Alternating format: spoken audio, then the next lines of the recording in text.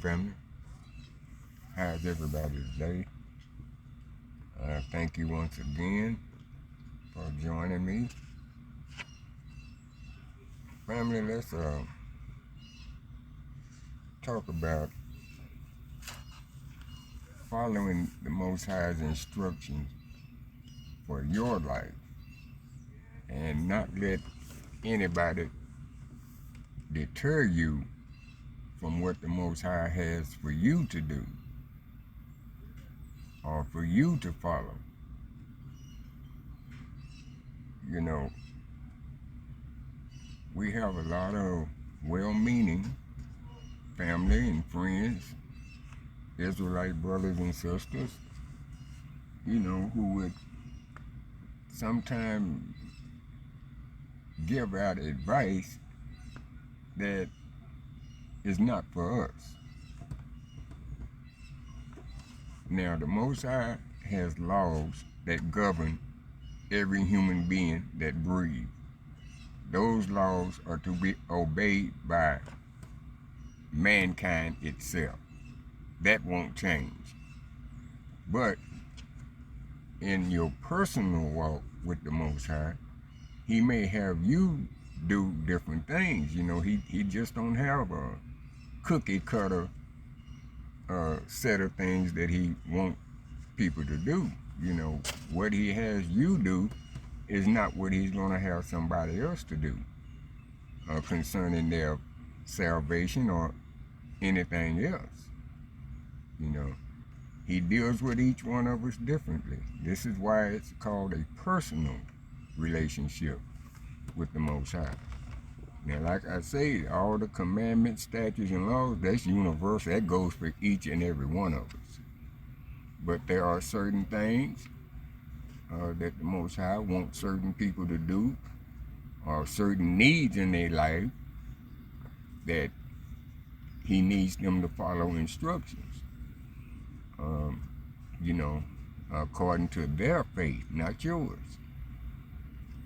So we have to be obedient to what the Most High puts on you to do, not nobody else. And like I say, we have people that's probably well-meaning when they give out the advice, but it's probably not what the Most High wants you to do. So follow what He puts on your heart. Now, we can discern things when people say that the Most High told them to do this and told them to do that, and then we can discern whether that's from the Most High or not, because if it's something that would cause them harm or put them to shame or the Most High's word to shame, that's not from the Most High. So you can discern in that. But the best thing to do if something just don't sound right, then just pray for that person and ask the Most High to intervene, because you believe your brother or sister is listening to something that's not of the Most High. But as a rule, we just can't say what the Most High has said or told somebody else to do. We have no way of knowing that. But like I said, we can discern, because if it's something that would cause harm to that person or belittle the Most High's word or whatever, that's not from the Most High. They're listening probably to another spirit, okay? Take, for instance, in a relationship, we have well-meaning brothers and sisters that if a brother and sister are going through problems in their marriage, a lot of us offer up advice, well, you need to leave him, sister, or you need to leave her, brother, and that may not be what the Most High wants. He'll deal with that situation on an individual basis between those couples. If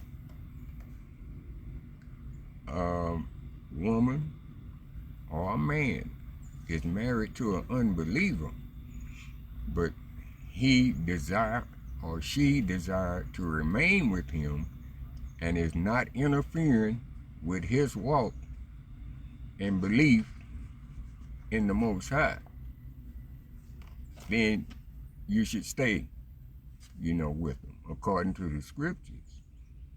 Okay? But having said that, if it is a person who's an unbeliever, but is trying to turn you away from the Most High and get you to do things that we know are not right, then that's the time to get away from them. If they trying to force you to celebrate Christmas and Thanksgiving and give you alternatives, either you gonna be with me or the Most High, and try to put a choice in between you and the Most High where you know what the choice is or should be. You get away from them. You don't let anybody give you an alternative between them and the Most High. It's time to go then. But like I say, if they're just not believers, you should not put them away. You should seek out the Most High.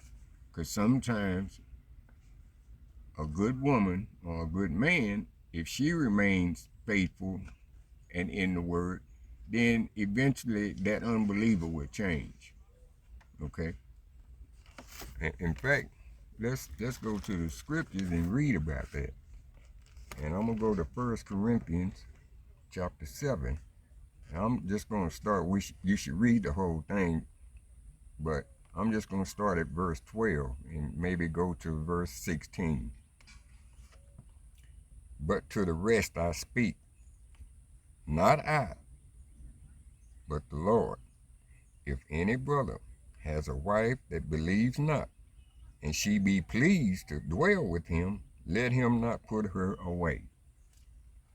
And the woman which has a husband that believes not, and he be pleased to dwell with her, let her not leave him. For the unbelieving husband is sanctified by the wife, and the unbelieving wife is sanctified by the husband. Else were your children unclean, but now are they holy. But if the unbelieving depart, let him depart. A brother or sister is not under bondage in such cases, but Elohim has called us to peace. For what knowest thou, O wife, whether thou shalt save thy husband? Or how knowest thou, O man, whether thou shalt save thy wife? See, just by us being a light continually in that relationship, there's a chance that person is going to change if they're not totally evil or trying to hinder you from the Most High. They just unbelievers. They're just still lost. They're still asleep. Okay. So, like I say, sometimes our friends are the first thing they want to say is, y'all, you need to get away from it. Well, you need to hear from the Most High. That's who you need to hear from. Friends and family, they do that out of love and concern for you. But is it right for you? According to what the Most High has put on your heart to do. All right? And we can take it to leaving the city in time of tribulation and trouble. And like, again, I say, people may be well-meaning. Oh, y'all need to move to the country. Get out the city. You need to do this. You need to do that. Well, everybody is not financially able to move, okay? There are a lot of believers who are physically unable to move. They could be paraplegic or crippled or have some kind of physical, need that they just can't move. And so a lot of people say that stuff like everybody has a choice to do that. Everybody can do it and everybody can't. And it make it seem like that if you're stuck in the city when the wrath of the Most High comes that you're in trouble. And that's the farthest thing from the truth. The Most High can protect us anywhere on this planet that you are. He is not bound by any kind of space or time, you know. So if you're not able to move, then, you know, the Most High protect you right where you live. Now, we would all like to live in the country. You know I would, you know. Seems like the air is fresher and things like that, you know. Growing your own food out there in the country, I mean, who wouldn't love to live there? But everybody's not able to do it, you know. Everybody can't do it. So you have to make do with where you are and what you have, you know. And the geographical location that you're in does not necessarily make you safe. You know, destruction can hit anywhere. There are unbelievers and sinners that live in the country also. So what would you be saying? Okay, since they're living in the country, destruction won't hit those unbelievers because they live in the country. And that would be ridiculous to say that, wouldn't it? Because when the wrath of the Most High falls, it's not a place on earth safe for anybody. It's only your obedience to the Most High is what keeps you safe. That He protects you. And that's no matter where you are. Okay? Country or city. So, you know, I wouldn't put that kind of pressure on people. You know, people are trying to sell their homes and move, or they can't take out a loan that they really can't afford just because on the advice of other people, you need to move to the country, you know. And it's just not feasible for everybody. That would be very unfair for the Most High to not save you because of where you live and your ability to move. What about the believers that are bedridden? What is the Most High going to say? Oh, well, you know, I ordered everybody to move to the country, but since you're broke and you're sickly, then y'all in trouble. You know, you just going to have to stay here and be in trouble. That's not how the Most High is. And that's basically what you were saying. You know, that the Most High can't save you where you are. It's crazy. So, in fact, let's read Psalms 91, verse 7 through 10. 1,000 shall fall at thy side, and 10,000 at thy right hand, but it shall not come nigh thee. Only with thine eyes shalt thou behold, and see the reward of the wicked. Because thou hast made the Most High, which is my refuge, even the Most High, thy habitation. There shall no evil befall thee, neither shall any plague come nigh thy dwelling. Did you hear that? It didn't say no evil will come nigh your dwelling if you live in the country. It did not say that, did it? You know, it's your faith and belief in the Most High is what saves you, not your location. You know, we have to do as the Most High tells you to do.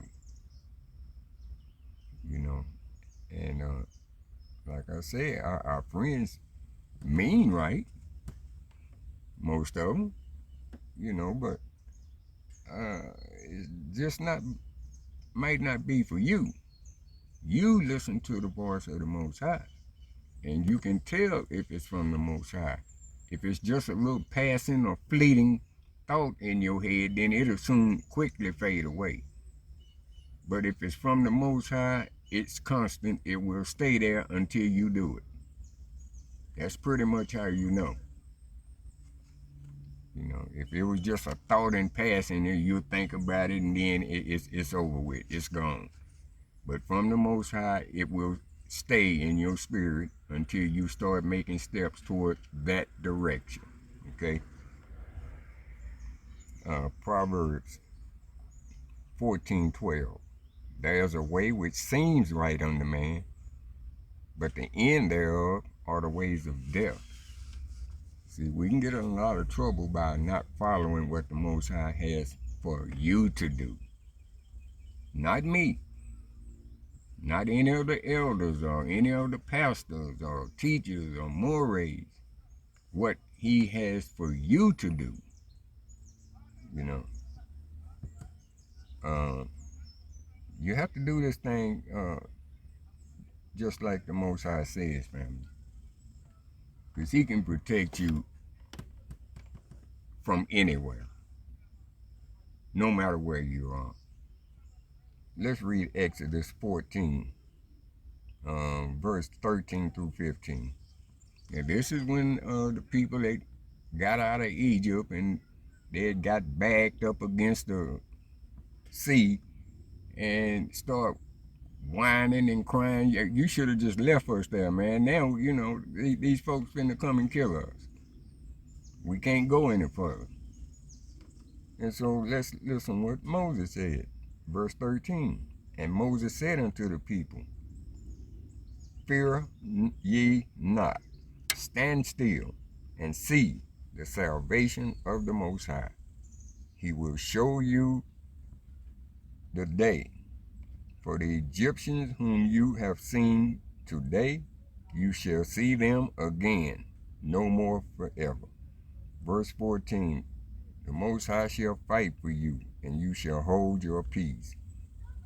Verse 15. And the Most High said unto Moses, wherefore criest thou unto me? Speak unto the children of Israel, that they go forward. Now, the Most High protected them right then and there. They went far as they could go because the sea was blocking them. But did he abandon them? Because that's where they were? No. Did he command Moses, well, Moses, look here. You better tell all your people, all the Israelites, they got about 15 minutes to learn how to swim. No. He saved them right where he was. He just parted the waters. See? So don't limit the Most High. He can protect you from wherever you are on this planet. Of course, it's nice to move. I just like to live in the country just for the sake of living in the country. Ain't got to deal with all that noise, and it's not as much pollution, you know. But it's not a requirement for the Most High to save you. You know, like Moses said, be still.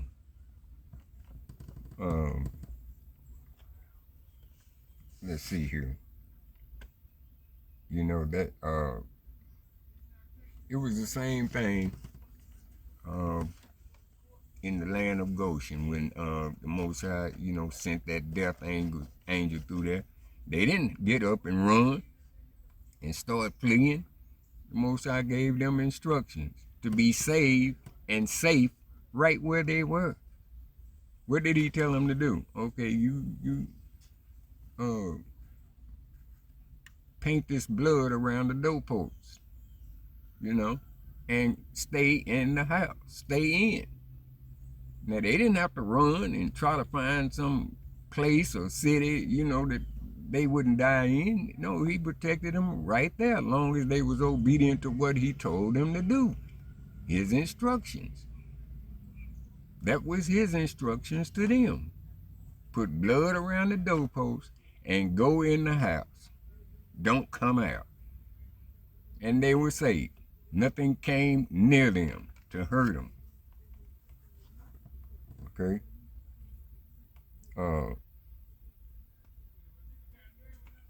We can see where when people don't want to follow exactly like the Most High say, then, you know, you miss your blessing, you miss your healing, you miss your miracle. by wanting to do the things that you or somebody else wants you to do. Now we're going to go to 2 Kings chapter 5, verse 9 through 15, and this is Naaman. You know, he had leprosy. So let's see what happens here. I'm going to start at verse 9. So Naaman came with his horses and with his chariot and stood at the door of the house of Elisha, or Elisha. Now, and Elisha sent a messenger unto him, saying, Go and wash in the Jordan 7 times, and thy flesh shall come again to thee, and thou shalt be clean. Those were the instructions from Elijah. Okay? Elijah was a man of the Most High, a prophet. Those were direct, really, instructions from the Most High through Elijah. But let's see what he said. But Naaman was wroth. In other words, he was angry, and went away and said, Behold, I thought he would surely come out to me and stand and call on the name of the Most High, his Elohim, and strike his hand over the place and recover the leper. See, he's mad because Elisha didn't come out personally. He just sent a messenger out and told him what to do. And listen what he says in verse 12. He's questioning. He said, Are not Abana and Pharpar, rivers of Damascus, better than all the waters of Israel? May I not wash in them and be clean? So he turned and went away in a rage. He said, you know, forget the Jordan. These 2 rivers, they the cleanest rivers, you know, of Damascus. See, he wanted to bathe in somewhere else, but his instructions were to do it in the river Jordan. That's the only way he was going to be healed. Verse 13, and his servants came near and spake unto him and said, My father, if the prophet had bid thee to do some great thing, wouldn't thou have not done it? How much rather then when he said to thee, Wash and be clean? They saying if he told you to do some great thing, you did it. But how is it you don't want to go and wash where he tell you to and be clean? 14. Then he went down and dipped himself 7 times in the Jordan, according to the saying of the man of Elohim, and his flesh came again like unto the flesh of a little child, and he was clean. 15. And he returned to the man of Elohim, he and all his company, and came and stood before him. And he said, Behold, now I know there is no God in all the earth, but in Israel. Now therefore, I pray thee, take a blessing of thy servant. See, he had to go through all that. You know, he could have been clean. You know, he's talking about 2 more rivers he could have dipped in and been clean. No, those not the 2 rivers that the Most High had put the blessing on, or told Elisha to tell him to do. See, sometimes you have to follow, well, all the times you need to follow the instructions of the Most High, and not what you think. You know, Proverbs 3, verse 5 and 6 say, Trust in the Most High with all thine heart, and lean not unto thy own understanding. In all thy ways acknowledge him, and he shall direct your path. See, he was leaning on his own understanding. Well, those 2 rivers is just as good, you know. So, if he'd have acknowledged what the Most High said, you know, the Most High would have directed his path. If he did, and went on in that Jordan and got clean and shut his mouth, you know. Family, it's just not a cookie cutter set of ways that the Most High has for us individually. As a whole, yes, he expects all Israel to be obedient, keep his laws, statutes, and commandments. That won't ever change. But on a personal level, which is why it says we have to work out our own salvation with fear and trembling, because what the Most High has for me to do is not for you. And what he has for you to do is not for me and anybody else. We have different needs in our spiritual walk. He may see one way you need for to do this. You know, he see an area in your life that need improving, and he'll have you do one thing when he has somebody else do something else, because it depends on where you are in your faith, and the Most High will deal with you according to that. So we can't let people get us off the path what the Most High has set for you. Okay? That's just plain old common sense. And what about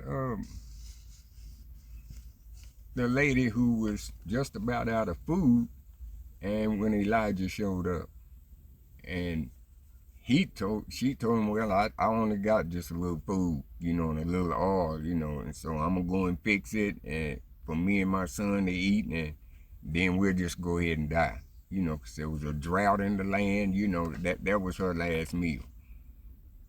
And Elijah told her, well, okay, do like you said you were gonna do, but make me a little cake out of that first. Now, if she'd have had some of her homegirls around or homeboys around or something, hey, man, you know, that dude tripping. That's your last meal, man. You don't be feeding that dude all you got. See, they would have took her right off the path and would have stopped her blessing. But she felt that this man apparently was a man of the Most High, and she did what he said. And from that point on, you know, she wasn't hungry until rain was sent upon the land. See, this is why you have to follow what the Most High has you to do and not what other people think is right. You know, that's just the way it is, family.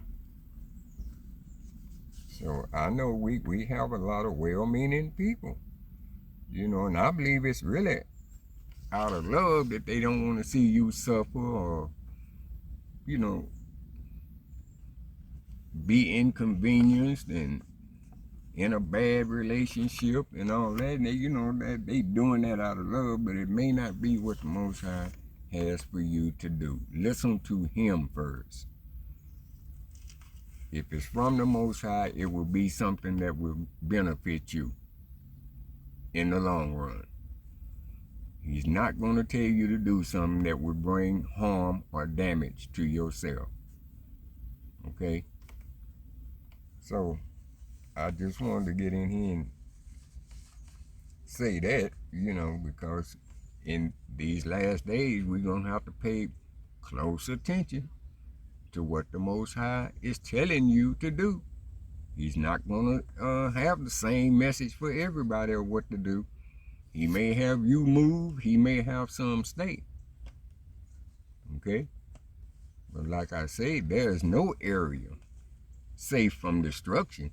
It's obedience to the Most High is what saves you. You know, like it say in Revelation, you know, they all hid and dug in the mountains, you know, and talking about let the rocks fall on us and hide us from the wrath of the Lamb. You can't hide from the day of the Most High. I don't care where you are. You can be at the bottom of the sea. Destruction will find you there. Okay? So that's all I wanted to get in here today and say, family. Just let's start paying attention to what we need to do in our personal walk with the Most High and what we need to do collectively as a nation. Okay? And until next time, family, shalom.